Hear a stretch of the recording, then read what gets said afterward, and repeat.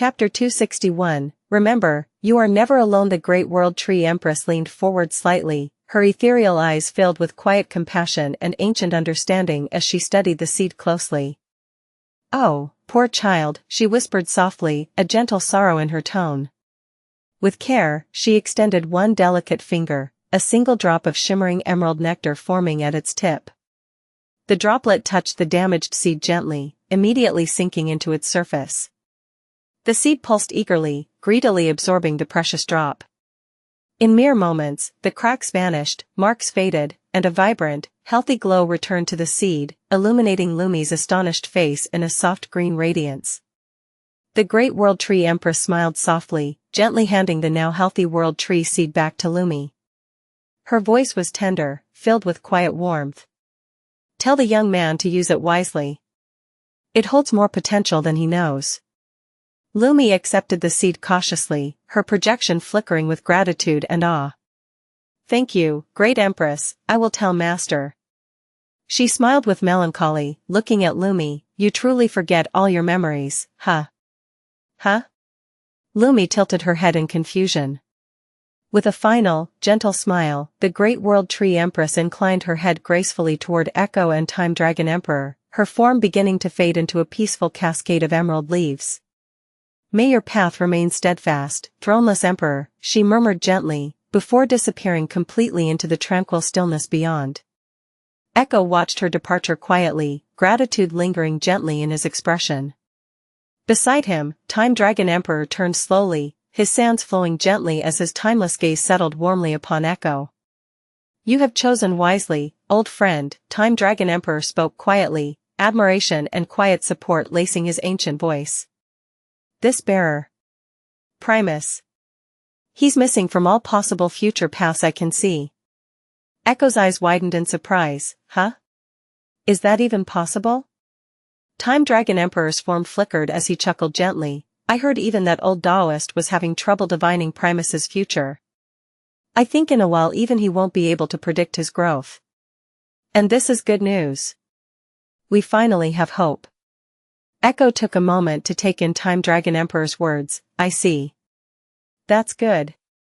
The more unpredictable his future is, the better it would be. If he succeeds, perhaps the sacrifices we've all made will not have been in vain. Echo nodded gently, his eyes firm yet tender. I believe in him more strongly than I've ever believed in anyone. Time Dragon Emperor inclined his head once more, understanding and respect shining gently in his eyes. Remember to not interfere in his path again. It would have more negative impact than positive. Echo nodded while looking at the unconscious body of Orion in Fiora's lap. Yes, I'm thinking of leaving and going back to the void again. I want to look for some stuff from the fourth epoch. Then I'll bid you farewell. With a final nod, Time Dragon Emperor's luminous form began fading slowly into streams of gentle golden sand, dispersing quietly into the timeless void. His final words lingered softly in the stillness, filled with gentle reassurance and ancient wisdom. Remember, you are never alone. Echo stood silently amidst the restored Prime Realm, its serenity once again masking the cosmic confrontation that had occurred mere moments before. The gentle currents of his golden energy continued to protect Orion, the young man still locked in peaceful unconsciousness, blissfully unaware of the profound discussions and decisions made about his destiny. Time Dragon Emperor's words lingered in Echo's thoughts, swirling gently, igniting faint sparks of hope within his ancient heart. Yet, his brows furrowed slightly with contemplation as he looked upon Orion's sleeping form, the tranquil expression hiding the depths of turmoil that had almost shattered his foundation. In the stillness, Lumi's translucent avatar hesitantly approached Echo, her normally confident, animated screen became silent.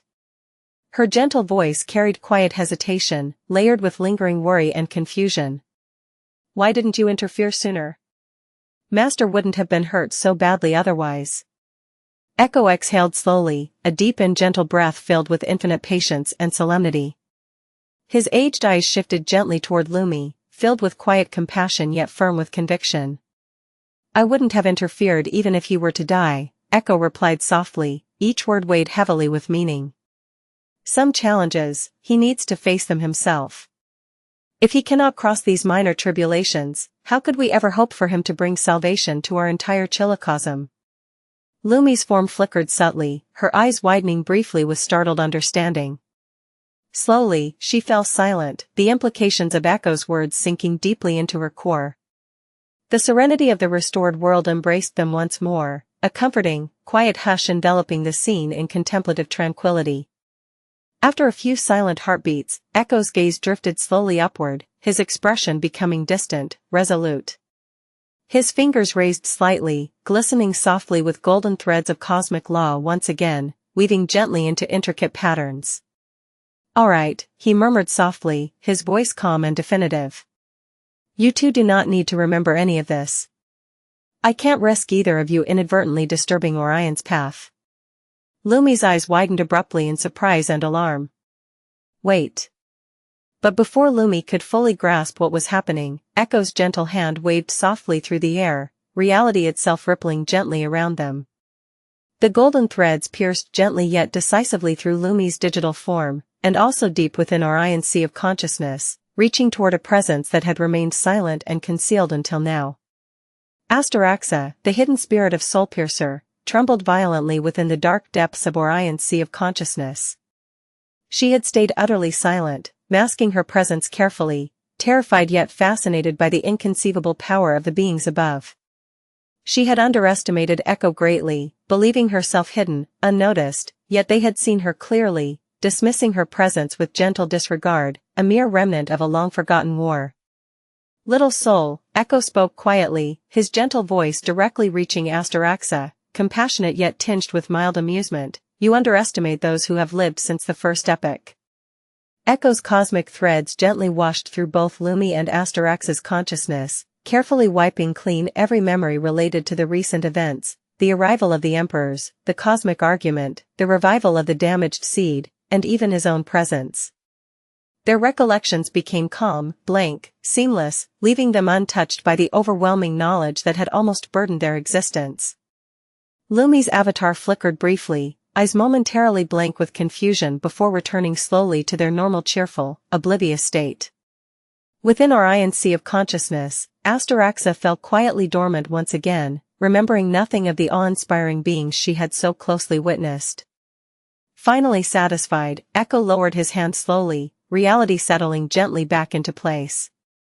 The ancient emperor's gaze lingered softly upon Orion for a final moment, his eyes filled with quiet hope, unshakable conviction, and subtle melancholy. "Grow strong, Primus," he whispered gently, voice filled with profound tenderness and infinite expectation before he extended his hands as golden threads left his fingers and entered Orion's body, rapidly healing it and speeding up the evolution process.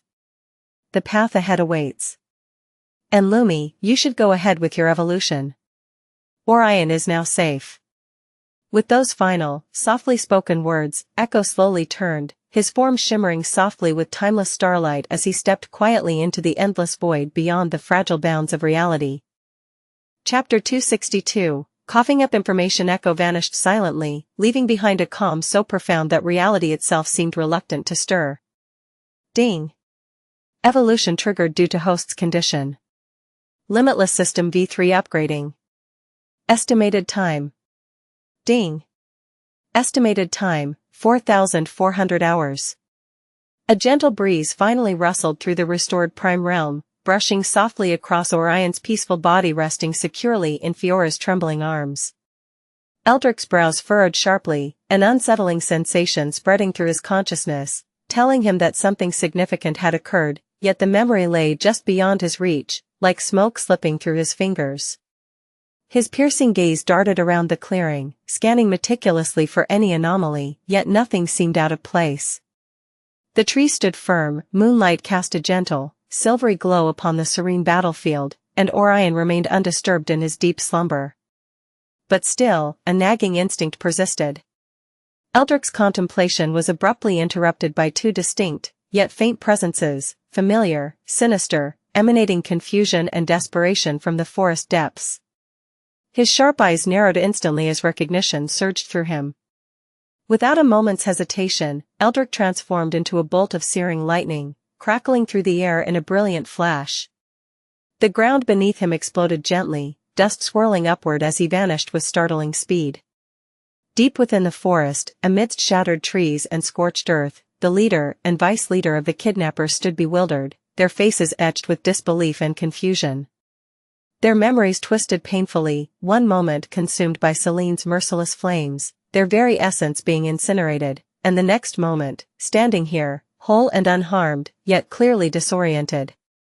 The leader's eyes widened sharply, fear and confusion merging into immediate urgency. He turned frantically to his vice-leader, voice trembling with desperation.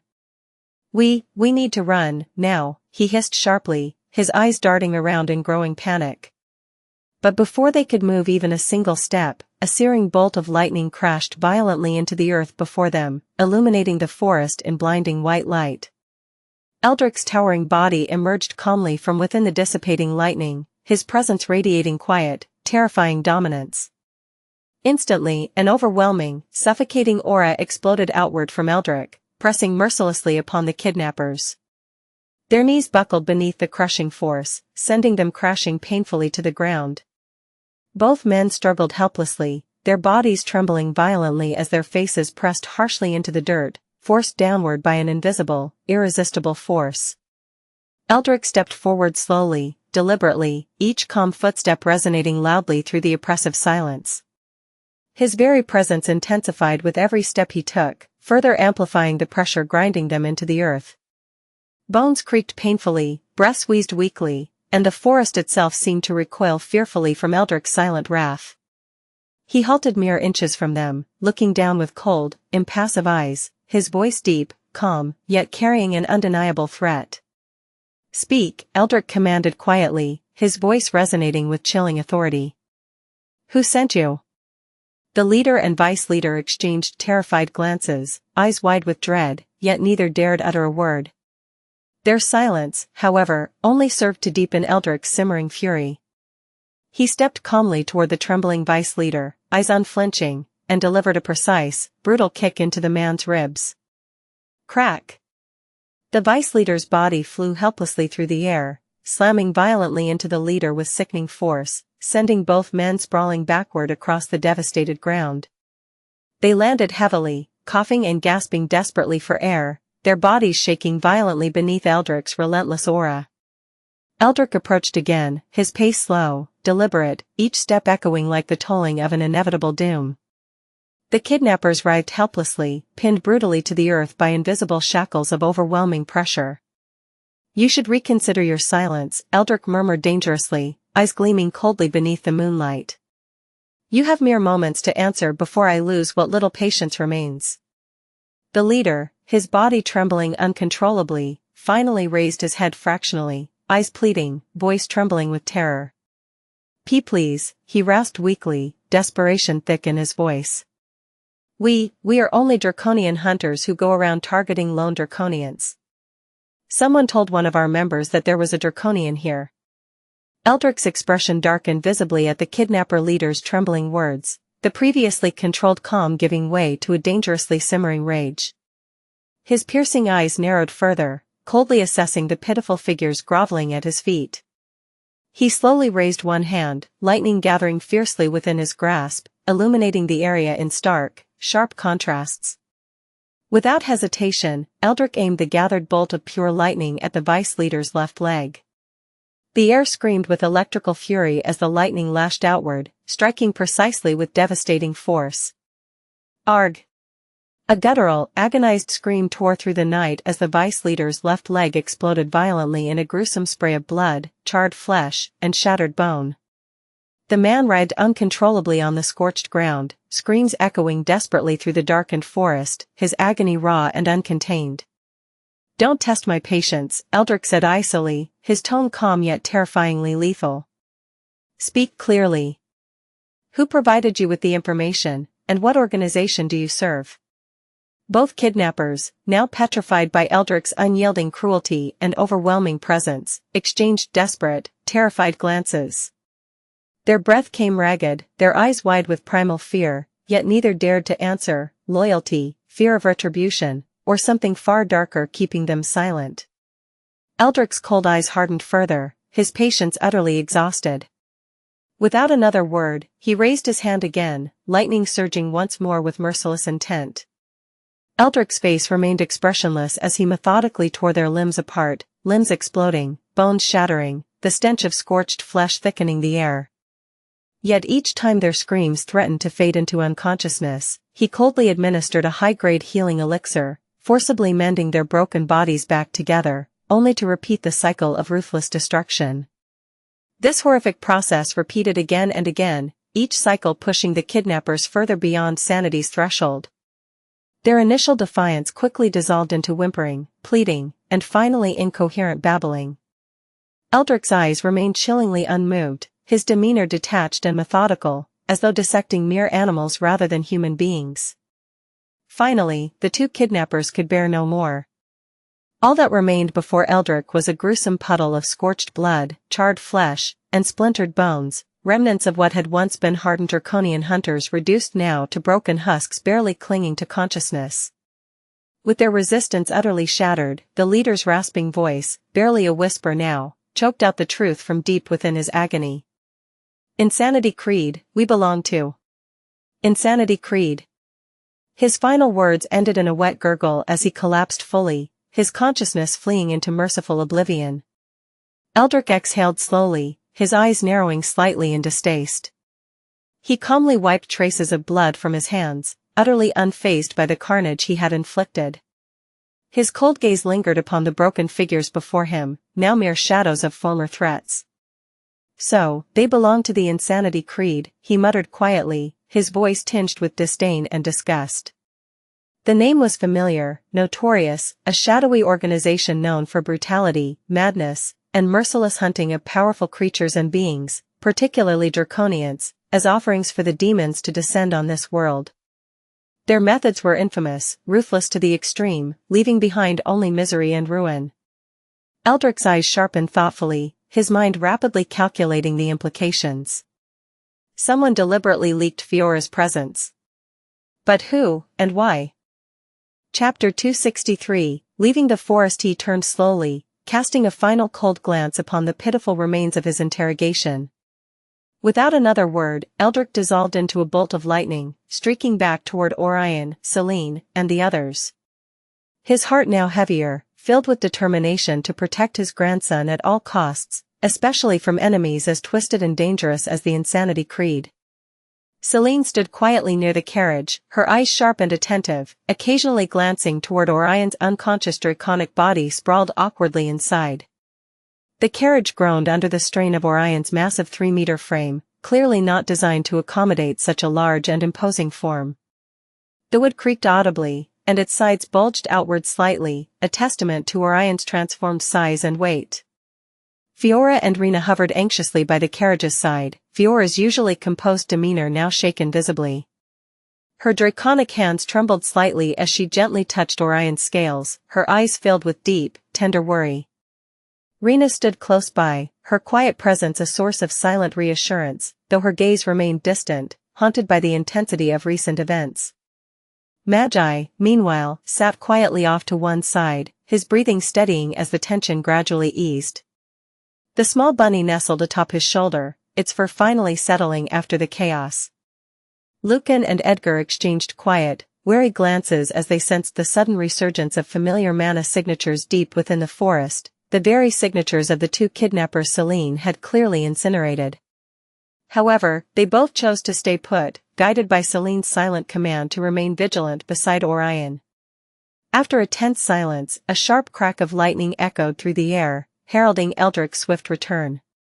He materialized from the bolt of lightning with a subtle exhale, his expression now markedly calm, carrying an air of satisfaction that slightly alleviated the tension gripping the group. Selene immediately turned to face him, her brows knitted tightly in confusion. "Old man," she began, her voice edged with bafflement, "I'm absolutely certain I incinerated those two thoroughly. How in the world did they come back to life?" Eldric shook his head slowly, clearly as perplexed as she was, his voice calm yet tinged with lingering irritation. "I tried to extract that information from them, but even they had no idea. They seemed genuinely baffled by their revival." Selene's eyes darkened thoughtfully, her sharp intellect quickly considering possibilities. Strange, she murmured softly. This sort of reversal isn't common.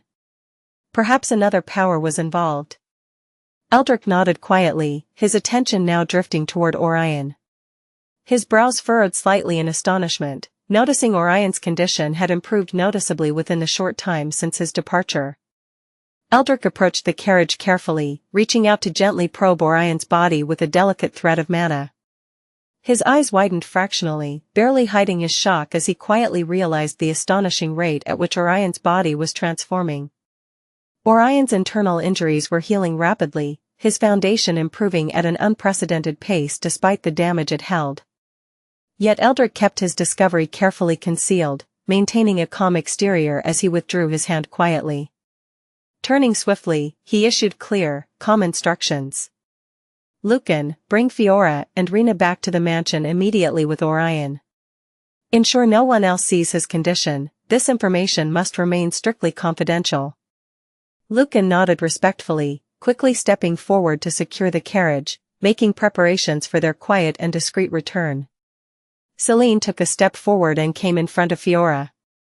Softly raising her hand, she drew a formation with her finger in front of her chest before pushing her hand forward. During this time, Fiora stood in confusion in front of her, wondering what she meant to do. However, just as Celine's finger touched Fiora's chest, a blinding ray of light left her finger as her body rapidly shrank, her draconic features swiftly retreating inside her body. Her clothes became mere shreds as Celine took out a robe from her storage ring and wrapped it around her. Fiora, on the other hand, slowly fell unconscious before the memories of old, which she had deeply buried, could return. Celine heaved a sigh and handed over Fiora's unconscious body to Rena. Take care of her. Rena gently pulled Fiora into her embrace and nodded her head before taking her inside the carriage, while thinking inwardly, I was useless again. Even Fiora could fight. With Orion, Fiora, and Rena entering safely inside the carriage, Eldrick stepped away slightly and calmly retrieved a small yet exquisitely crafted flying chariot from his spatial ring. The chariot hovered silently above the ground, its polished silver surfaces reflecting the gentle moonlight with a subtle brilliance. Eldrick calmly boarded alongside Celine and Edgar, the chariot slightly humming with latent mana. Eldrick paused briefly, glancing downward toward Magi, who stood with eyes widened in fascination. It had clearly been some time since the young man had seen a vehicle of this kind.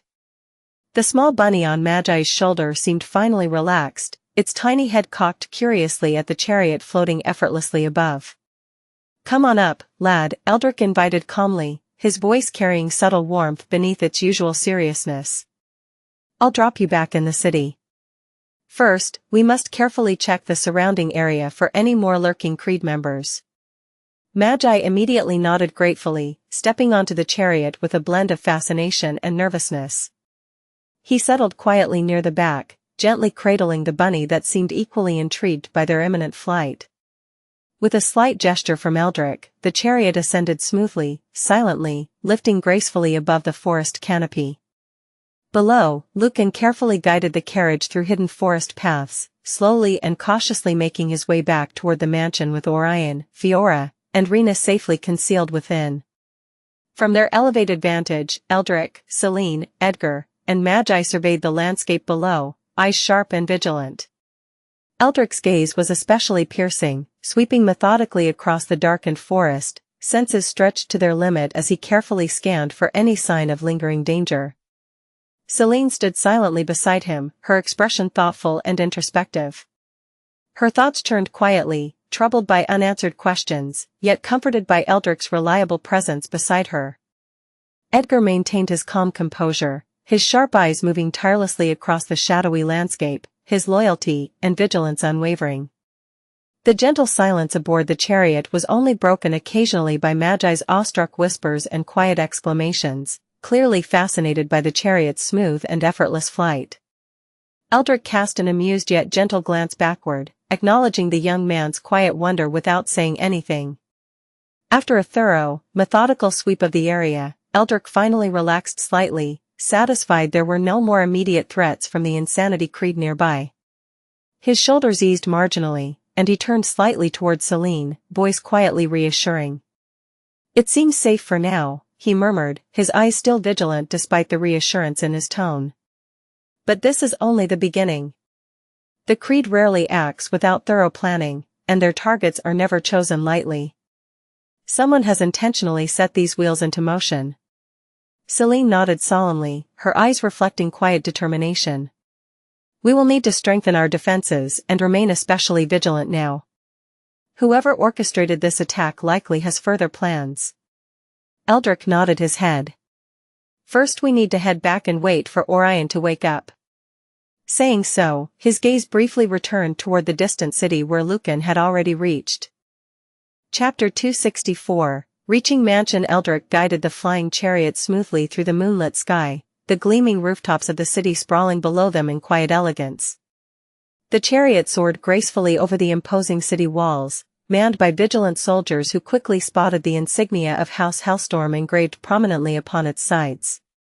Their stances immediately relaxed, their tense vigilance giving way to respectful salutes and quiet nods, acknowledging Eldrick's unquestioned authority within Thunder Peak. The city beneath appeared serene from their elevated viewpoint. Soft glows of magical lamps illuminated the streets, casting gentle pools of golden light amid shadows. The rhythmic sounds of city life, a quiet bustle lit by distant laughter and soft conversations, drifted upward, creating a comforting background hum to their silent passage. Magi leaned cautiously over the chariot's edge, eyes wide in amazement.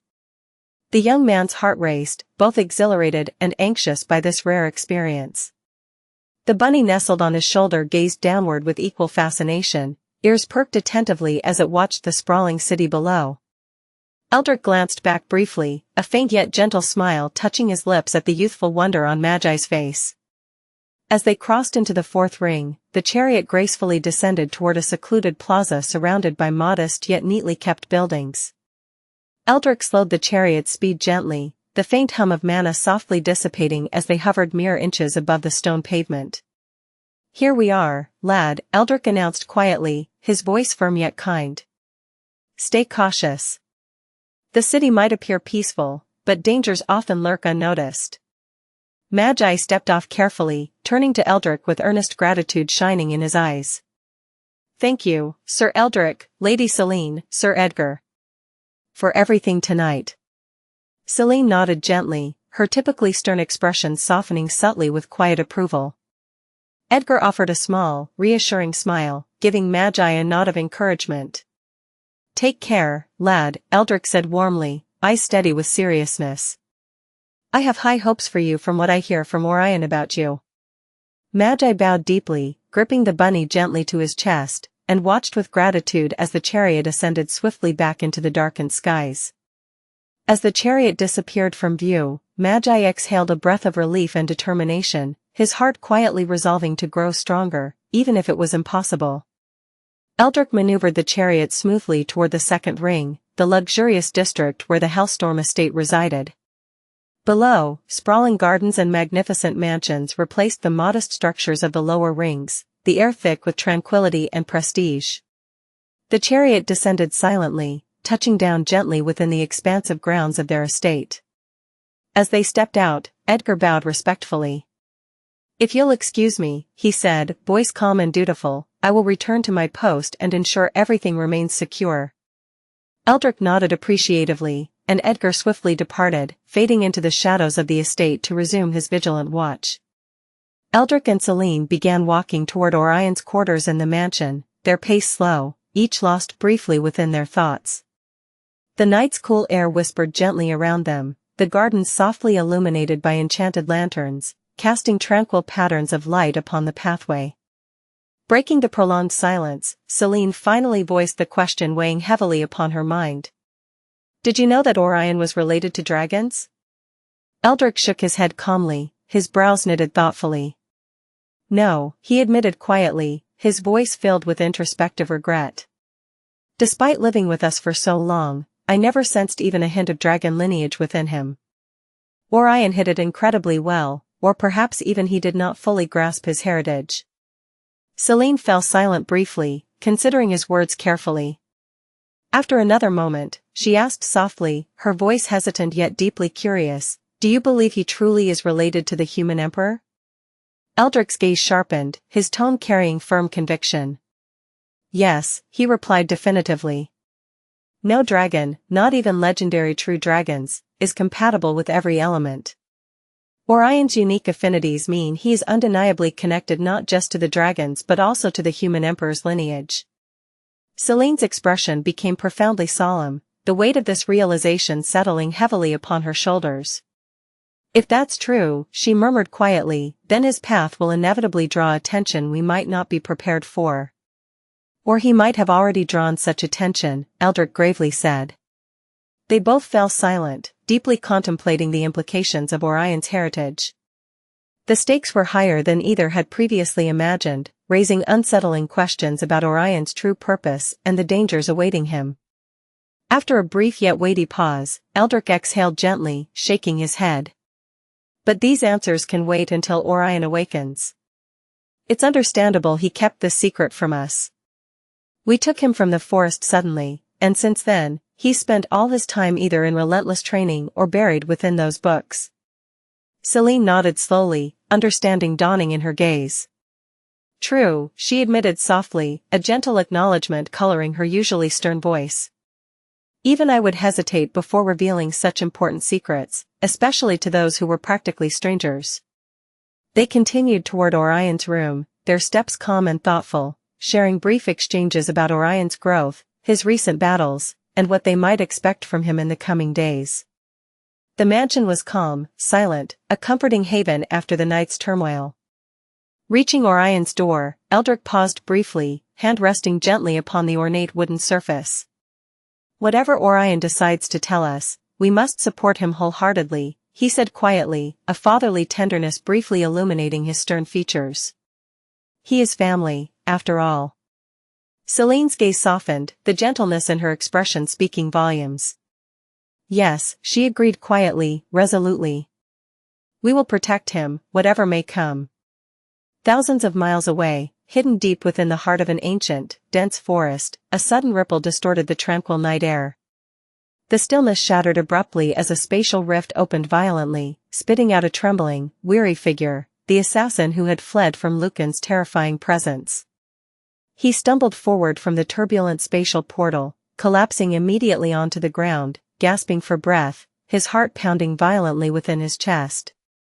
The assassin's face was pale, drenched in cold sweat, eyes darting anxiously around to confirm he was truly alone. Silence surrounded him, only the faint rustle of leaves and distant cries of nocturnal creatures disturbed the serenity. After long moments, convinced of his safety, his tense muscles finally relaxed, and he sagged against a gnarled tree trunk with an audible sigh of relief. I survived. He whispered hoarsely, disbelief mingling with relief. His trembling hand brushed over the spatial artifact, its surface now dim and cracked from the violent teleportation. Barely.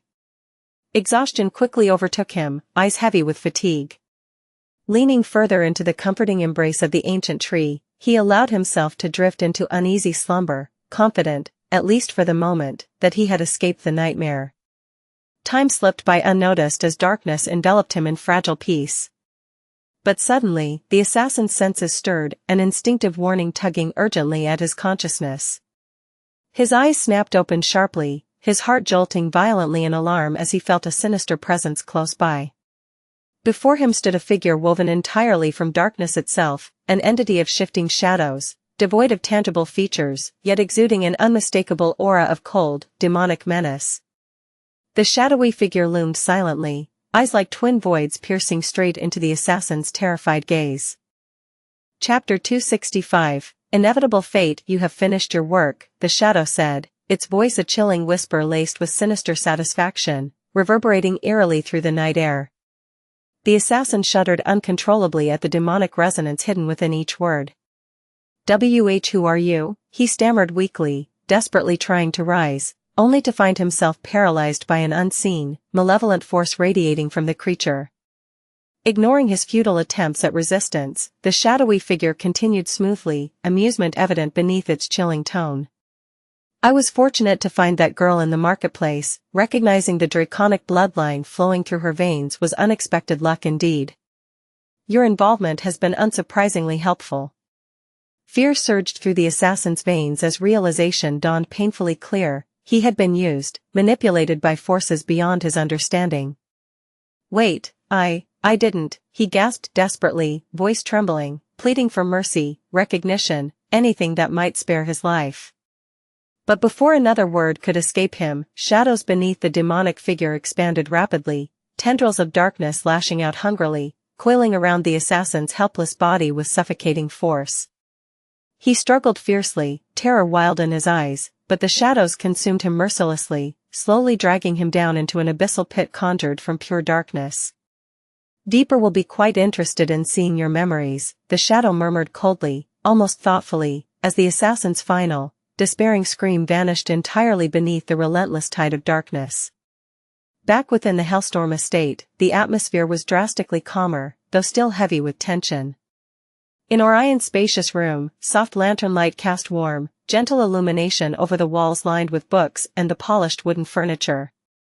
Orion lay silently upon his expansive bed, his draconic form still imposing even in restful unconsciousness, scales gently reflecting the soft glow from the room's muted lighting. Celine stood near the bed, her expression deeply contemplative as she examined Orion closely, her mana flowing delicately over his prone body, gently probing the rapid, miraculous recovery taking place within his body. Beside her, Eldrick stood in silent confirmation, eyes serious, nodding subtly as Celine cast him a questioning glance, clearly astounded by the extent of Orion's swift regeneration. "His body, it's healing far quicker than any normal evolution should allow," Celine whispered softly, a mixture of awe and confusion evident in her voice. "Have you ever seen anything like this?" Eldrick shook his head slowly, equally astonished despite his earlier inspection. "I have not. He's not only evolving rapidly but he's also healing rapidly." Rena stood quietly near the entrance, observing the exchange carefully. She had earlier informed Celine that Fiora now rested quietly in her own quarters, finally safe and undisturbed after such a harrowing ordeal. Rena's own exhaustion was evident, her pale features drawn, yet she stubbornly remained, unwilling to leave Orion's side until assured he was safe. Celine finally glanced toward her, gentle understanding clearly visible on her face. "Rena, you've done enough for today. Orion's safe here, my formations will guard him well. Go rest." Rena hesitated briefly, clearly reluctant, but eventually nodded respectfully, accepting Celine's quiet insistence. "Yes, Lady Celine." Her voice was soft, filled with lingering worry and introspection as she withdrew from the room. Her thoughts were heavy, haunted by her own perceived inadequacies and a deep resolve to grow stronger, no longer willing to remain passive when those she cared about faced danger, yet she failed to see the seed of darkness lurking within her bloodline. As Rena's footsteps faded away down the corridor, Eldrick and Celine lingered quietly beside Orion's bed, observing silently. They spoke little, each absorbed in private contemplation, silently marveling at the mysteries Orion's existence presented, fully aware of the significance he now held, not merely within their own lives but potentially for the fate of their entire world. After a long silence, Eldrick sighed gently, placing a reassuring hand upon Celine's shoulder. "Let him rest," he murmured quietly, voice filled with calm certainty. "The answers we seek will come when he awakens. Until then, we must simply watch over him and prepare for whatever future awaits."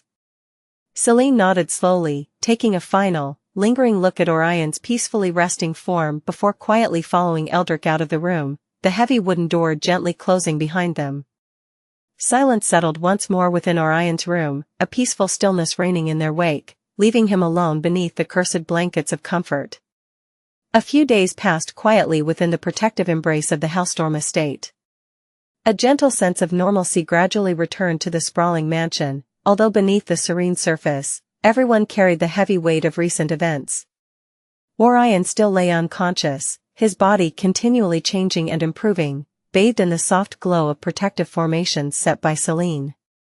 His room remained a carefully guarded sanctuary, a silent space apart from the quiet tension gripping the rest of the estate. Sunlight filtered gently through a partially opened window in Fiora's room, illuminating the quiet figure nestled beneath silken covers. With a soft groan, Fiora's eyes fluttered open, her red irises briefly clouded by confusion. She sat up slowly, blinking to clear her head, feeling strangely distant, as though waking from a fragmented dream. Rena stood by the bedside, her usually soft expression marred by a lingering shadow of worry. She immediately stepped forward, offering Fiora a glass of clear water. "You're finally awake," Rena murmured quietly, her voice gently reassuring despite the tension beneath. Fiora accepted the glass gratefully, sipping slowly as she gathered her thoughts. What happened?" she asked hesitantly, her gaze distant, brows knitted as she struggled to recall. "I remember something, in the forest, danger, young master, but the details are very hazy, unclear." Rena smiled gently, reaching out to softly squeeze Fiora's hand in comforting reassurance. "It's all right, Fiora. There was indeed trouble, but young master protected us all," she replied quietly, eyes soft yet filled with an unreadable flicker of emotion. "Your memories might remain fuzzy for now, but when young master awakens, he'll be able to explain everything clearly. Until then, Lady Celine insists you rest and recover." Fiora hesitated, clearly wanting more details, yet she saw the quiet firmness in Rena's gaze and chose to accept it without pressing further. She nodded slowly, letting her worries slip behind a veil of quiet resolve. "I understand. I will wait." Quickly recovering her composure, Fiora soon returned to her usual duties, though her gaze often lingered thoughtfully toward Orion's chamber. She became fiercely protective of the room, ensuring no unauthorized person dared approach, her loyalty steadfast despite the gap in her memories. Elsewhere in the mansion, Eldrick stood quietly in the central hall, facing Lucan and Edgar with a calm, authoritative air. His voice was quiet yet firm, reflecting his seriousness. "Lucan, Edgar, take some trusted servants from the estate and discreetly search the nearby areas. Look carefully for any trace of the Insanity Creed's presence. We must not allow them to strike again." Lucan and Edgar both nodded sharply, their expressions solemn and determined. "Yes, Lord Eldrick," Edgar responded resolutely. "We will thoroughly investigate and leave no stone unturned." With a final respectful bow, the two men swiftly departed, gathering the servants and setting out to scour the estate's extensive surroundings. Eldrick watched them go, eyes thoughtful and heavy with the burden of leadership. Slowly, he turned, retreating quietly to his private study. The room was expansive, lined with towering bookshelves filled with ancient tomes, arcane scrolls, and meticulous documents. Eldrick moved to his large, ornate desk, carefully pulling out a sealed collection of papers, records detailing the recent movements and sightings of demonic entities within the Empire and its surrounding area.